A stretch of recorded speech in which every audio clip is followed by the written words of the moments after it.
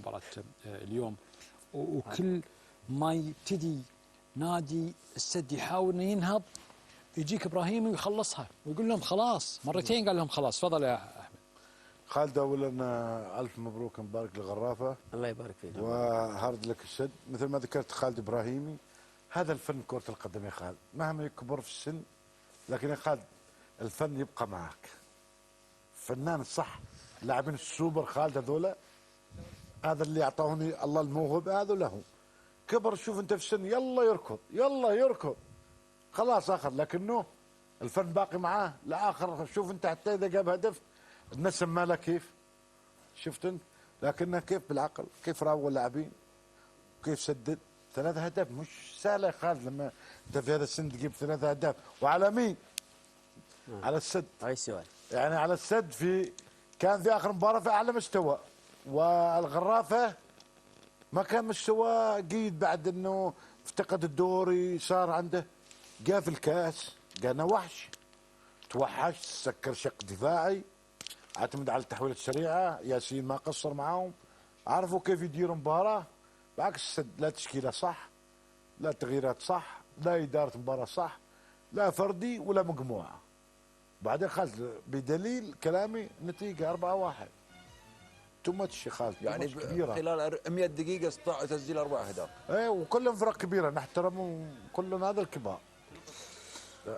من هو أنا؟ مع الوقت الضايع 100 دقيقه. لا كل شيء يستحقوا اليوم، ادوا هذا الحافز خالد. عندما تستفز الكبار يروق في الميدان. استفزنا ونامس ورشحنا السد، قالوا تعال يا روس نحن بنعرفك الكوره اليوم، وما فازوا على السد، الفريق اللي كل واحد بيرشحه. قلنا 1 نحترمه، قلنا 2 غلطه، قلنا 3 ممكن حكم، لكن يا خالد سلمان 4-1 ترفع لهم قبعه. سمحوا لي جمهور الغرافه، اعطيناكم الطريق الصح. في حاجه اسمها اذا واحد نايم صحي، واذا كان صاحي خلينا نيمنا. كنا الوحش السد واشتغلتوا اليوم. انت السبب يعني انت كنت ايوه، متعمد هذا في علم يعني. النفس 0-0-7 سؤال كيف تنيم الكبار. انت يعني البارحه كنت متعمد انه هي تحفز لا راح تروح عمل فكر السد كذا. لا سؤال لا تجاوبني. انت البارحه كنت متعمد. بعطيك كيف كمل، خلاص فهمتك انت السؤال. انت بس دخل اكمل لك حتى توصل فكره، حتى الجمهور فهمت.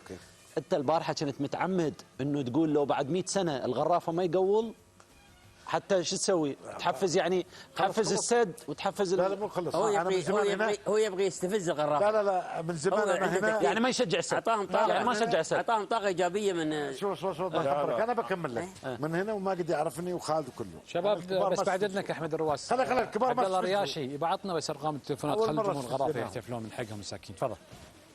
عاد خلانا هذا. تفضل كمل. بالجمهور الغرافه من حقه انه يحتفل. اقول لك انا قلت لك دائما في المجلس يعرف من عباراتي دائما اقول الكبار ما حب يستفزوا. قديم لما استفزاز الكبار ايش فيك خالد؟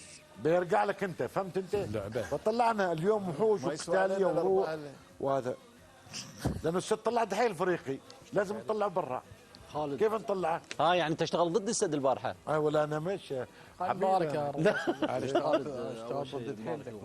لا انت ليش طلع دحيل؟ تفكر انت طلعتني بخليك ترتاح انت ولا؟ اول شيء خلينا نبارك للغرافه اداره وجماهير. بارك انت، نحن بنبارك ثامر، الاخوان ابو محمد وكابتن عادل وكابتن الله يبارك فيك ابو سلطان. الفوز اليوم جدا مستحق. لغه الاستعلاء اللي مارسها مانشيني من خلال التشكيل اثرت بشكل مباشر على الفريق امانه. يعني نشوف في سلبيات كثيره اليوم في السد ما شفناها يعني الفتره الطويله اللي مارس فيها السد، يعني الايجابيه صراحه من خلال النتائج من خلال المستوى.